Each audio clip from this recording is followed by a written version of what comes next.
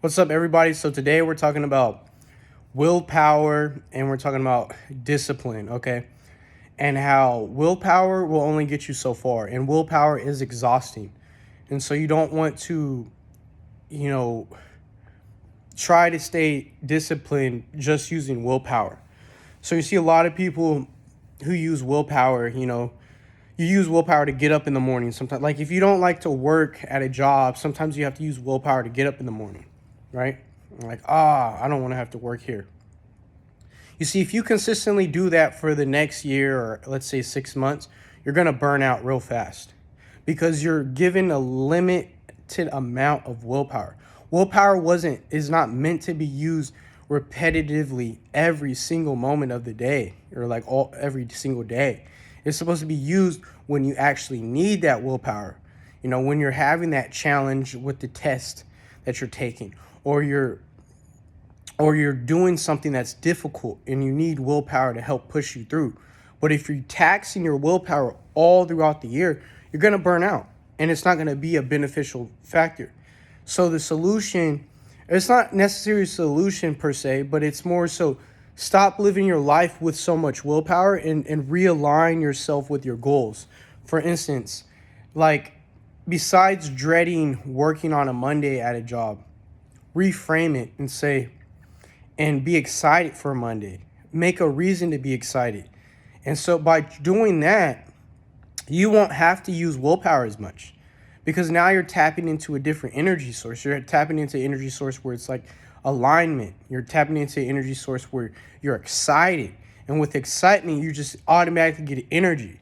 So in a lot of ways, your state of mind affects your state of energy.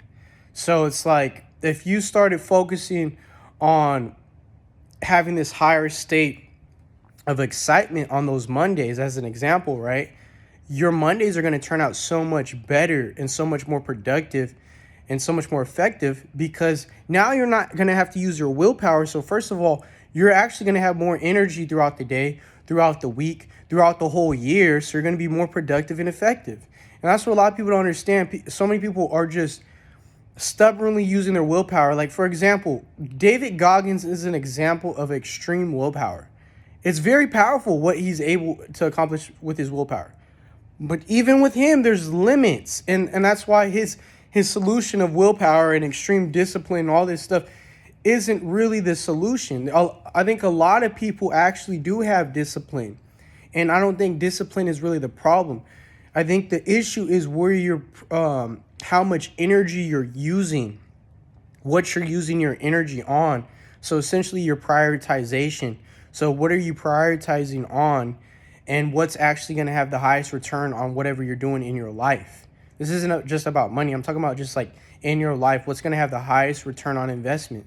So like if we're talking about fitness, like what's going to have the highest return on investment if you're going to do fitness every single day? For me, that's why I bought a pull-up bar and I have these push-up bars that I have at the house because I find it as a very great investment because now, I found out these are so efficient. If I do these every day and let's say I miss the gym, I'm still getting the exercise in and I'm still going to be able to be in shape and stuff like that.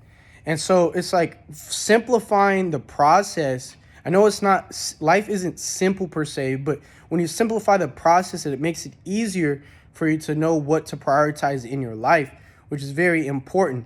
Like for instance, for me, I'm not prioritizing fitness as much. I'm more prioritizing nutrition. I'm still working out, but nutrition is the most important thing for me right now. So that's why I'm focusing on that. So it's like you find a weakness and you prioritize towards it. And then also saving money is the biggest prioritization for me right now, straight up.